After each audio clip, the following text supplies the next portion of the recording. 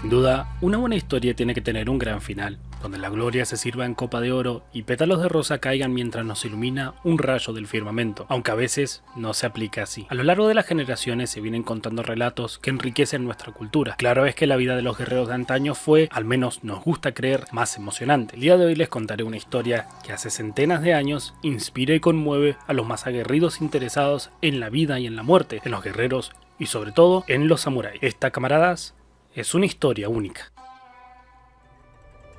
Buenas nuevamente a todos, camaradas, yo soy ToshiWars y para hoy tenemos el relato de Miyamoto Musashi. Es, sin lugar a dudas, un pilar en la cultura japonesa y después de tanto esperar, llegó al canal. Su vida e historia. Uno de los mejores guerreros y más poderosos maestros. Ya el pronunciar su nombre es evocar la gloria y el honor y el renombre de Japón mismo. Antes de internarnos en su historia, diré que por la web hay decenas de relatos que me tomé la delicadeza de revisar a rigor. Entre la leyenda y el mito, el arquetipo cambió un poco, ya que entre fanático y fanático se perdieron algunas cosas, rasgos y otras además fueron agregadas, incluso características fantasiosas que tergiversan la historia. Si quieren, pueden revisarlas, pero es algo largo y tedioso, por eso mismo decidí compilarlas. No los distraigo más y vamos con esta grandiosísima historia.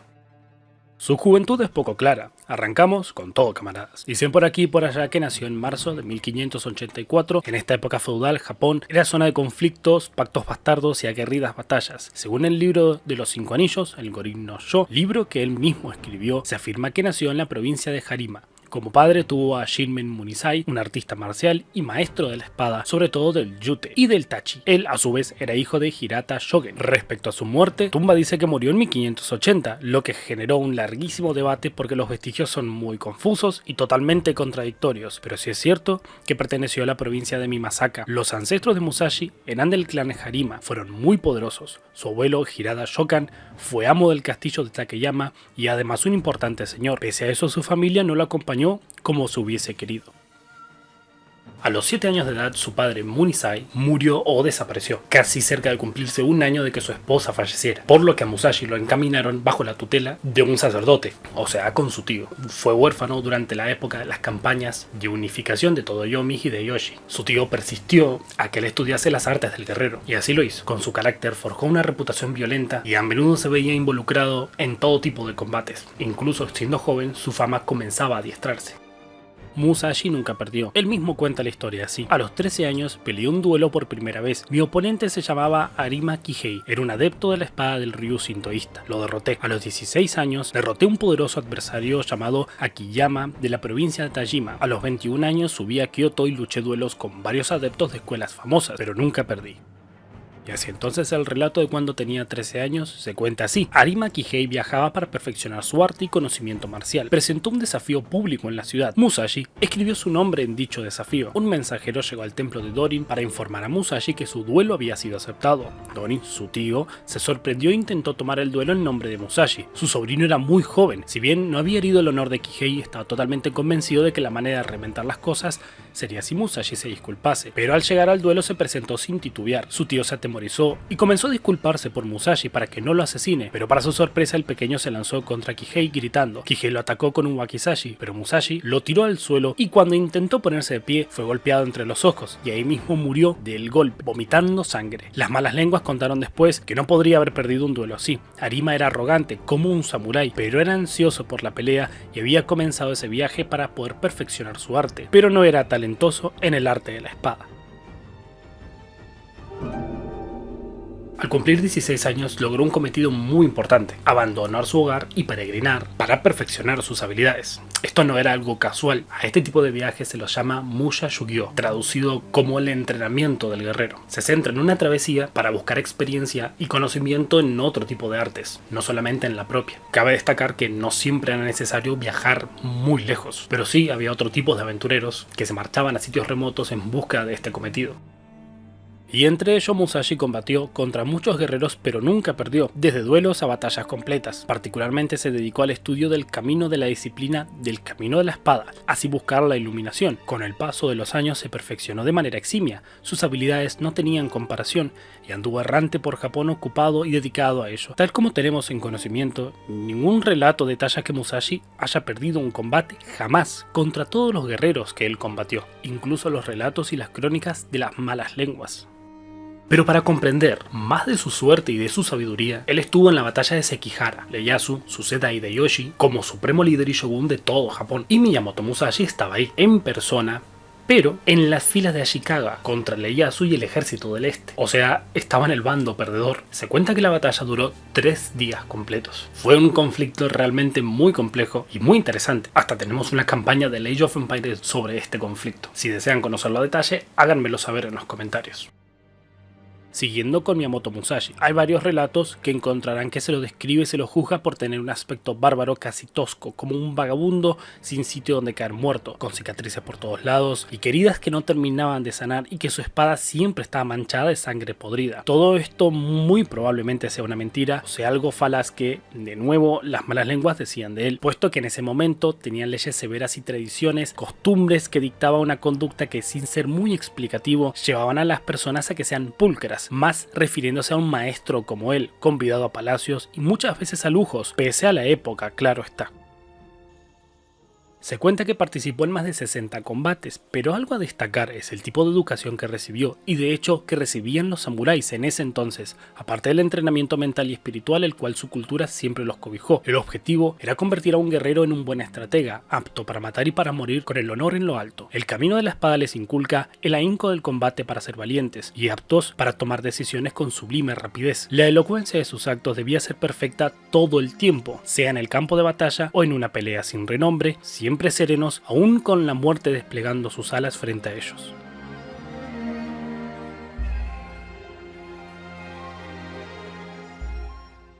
El Kenjutsu forja una disciplina que convierte a todo guerrero en un santo devoto de una conducta digna y honorífica. El honor es el rasgo más importante que podemos demostrar ante nuestros amigos, enemigos y nuestros camaradas. A veces el filo del honor supera el de una espada, y este era el sendero por el cual Miyamoto Musashi estaba encaminado. Buscó la perfección en el arte de la espada. Su gloria, su honor y su nombre quedaron grabados a fuego en la memoria de la historia.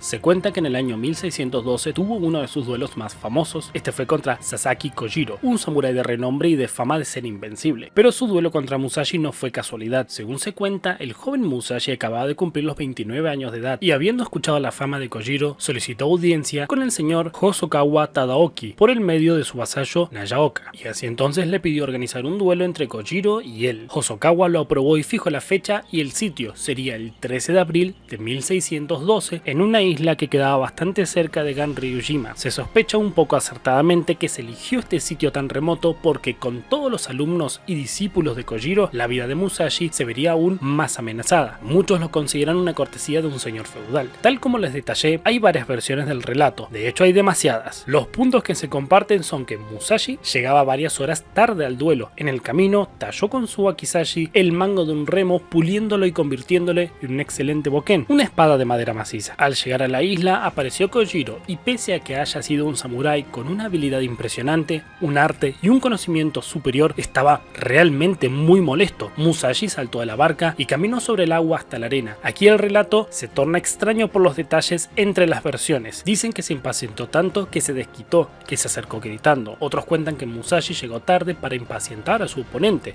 otros que se burló de él. Una parte del relato cuenta que previo al combate, aparentemente Kojiro, al ver a su contrincante, lanzó su katana a la arena. Musashi ante eso le dijo que había perdido el duelo y le preguntó por qué, y le respondió: has perdido contra mí en el momento que desenvainaste y le lanzaste al suelo. Lo hiciste porque sabes que no la necesitarás más. Esto enfadó a Kojiro y comenzó la pelea. Respecto al combate, se dicen tantas cosas distintas que Kojiro, furioso, intentó hacer un movimiento famoso, pero Musashi con su boken fue más rápido, que justo era la puesta del sol y quedó frente a la luz y no pudo defenderse. Otro relato que se acercó a vencerlo muchas ocasiones, incluso cortando su hachimaki, pero que Musashi le rompió una costilla y murió por el pulmón perforado, aunque cabe destacar que casi todos los relatos concluyen que le propició tal golpe en el cráneo que lo asesinó. Algo aquí cambió, camaradas, y fue que tras vencerlo a uno de los samuráis más hábiles de todos los tiempos, algo mutó en él. Nunca más usó su katana o su wakizashi en un duelo, solamente usó el boken. Así entonces se internó más profundamente en el camino de la espada, del Kendo.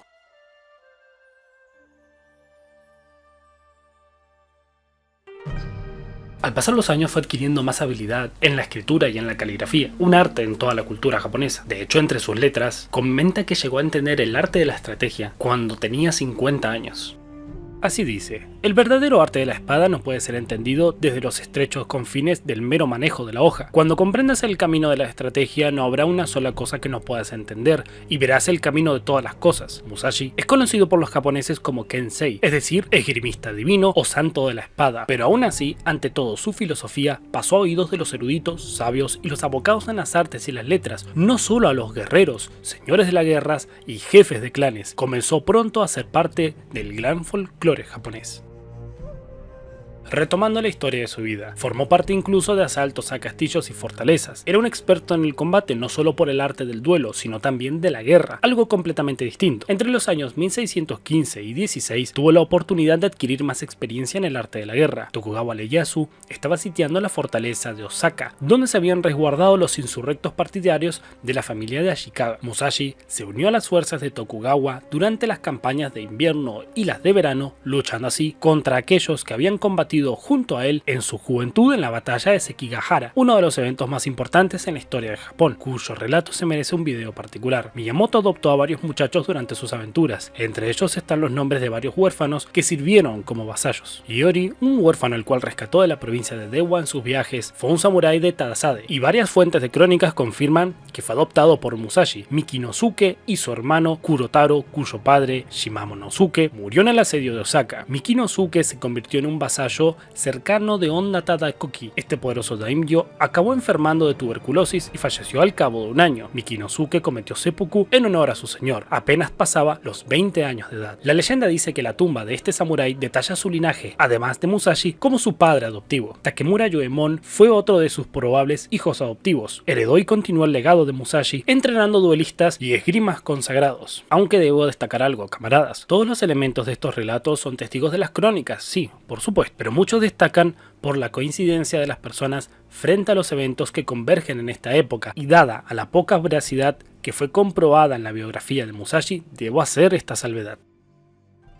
Continuando, no nos sorprenderá saber que sus increíbles relatos atrayeran a todo tipo de personas, aficionados y discípulos. Su fama había alcanzado hasta el rincón más remoto. Se fundó una escuela donde se impartía el arte de la espada. Musashi dominaba tantas artes como la caligrafía, la escritura y la pintura, creando obras maestras. En 1641, el señor Hosokawa Tadatoshi y señor de Kumamoto recibieron de directa confianza de Musashi un manuscrito, el cual tenía 35 artículos cuyas páginas describen los secretos y las técnicas en el uso de la espada, pero como su daimyo muere súbitamente, se corre la voz de que el manuscrito estaba incompleto. Una obra de gran valor, sin lugar a dudas. Musashi cae en tristeza por el acontecimiento y se entrega de manera completa a la caligrafía y a la escritura. En 1643 es cuando comienza a escribir el libro de los 5 anillos, Gorin no Sho. Hasta el presente es considerado uno de los mejores libros de artes marciales. En él se describen estrategias militares, peleas, combates en solitario y cuando se precisa ser táctico y estratégico. El libro tuvo una repercusión considerable en todas las partes del mundo. Servían tanto para los aprendices con un conocimiento vasto y a los expertos en combate que comprendían y tomaban sabiduría de sus páginas. Consejos como meditar bien antes de entrar en batalla, mantener el corazón limpio y saber distinguir entre acciones, pensamientos y emociones racionales de las irracionales. Fueron algunos de los hitos que lo llevaron a ser famoso y respetado, no solo por su dominio en la espada. Al llegar a 1642 se dice que Musashi comenzó a tener ataques de neuralgia. Un año más tarde él se retiraría a una caverna llamada Reigando, la conocida cueva del espíritu de la roca, en el monte de Iwato, y así entonces se dedicó a la contemplación. Todo esto lo hizo para poder continuar redactando su obra, y acabó terminándola entre febrero y marzo de 1645. Pasaron algunos meses y no mejoró su salud. Sintiendo que su fin se acercaba, dejó sus posesiones y entregó el manuscrito del Gorin no Sho a su discípulo más cercano, el afamado espadachín Terao Mago no Yo. Miyamoto Musashi murió posiblemente el 13 de junio de 1645 en la cueva del Reiyando.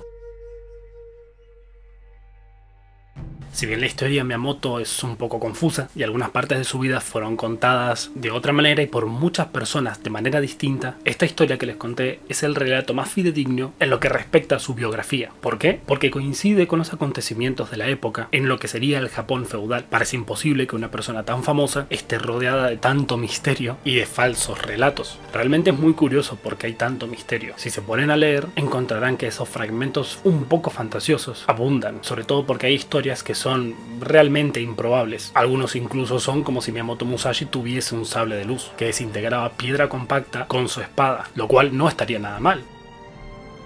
Antes de terminar debo mencionar uno de los aspectos más importantes del legado y la escuela de Musashi, así es, sus principios. Básicamente son consejos que dan en su obra y que fue repitiendo a lo largo de su vida. Representan una parte del entrenamiento y de aspectos que nos sirven de guía. Muchos autores alegan que más son los principios de la escuela, pero esto nos abre dos posibilidades. La primera es que han leído su obra y han encontrado otros consejos los cuales consideraron importantes a mencionar o destacar. La segunda es que se detallaron más, quizás para buscar explicarlos, ya que algunos son redundantes. Ahora, estos mismos principios, ustedes pueden buscarlos. Se van a encontrar hasta con 31 de los principios, y entre ellos se encontrarán hasta con consejos de Napoleón. La obra de Miyamoto Musashi se puede simplificar en 9 principios. No pienses con deshonestidad. El camino está en el entrenamiento. Haz contacto con todas las artes. Conoce el camino de todas las profesiones.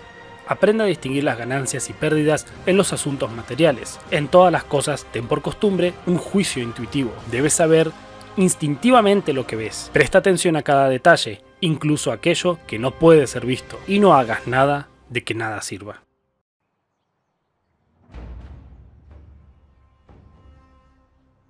Bien, camaradas, espero que les haya gustado muchísimo conocer la historia de este grandioso guerrero. No puedo alegar más. Agradezco que lo hayan visto el video y si les gustó, por favor háganmelo saber. Compártanlos con sus amigos, con sus camaradas, así podemos reunir más gente en esta hermosísima comunidad. Así entonces me despido y les estaré esperando en el próximo video para contarles una gran historia.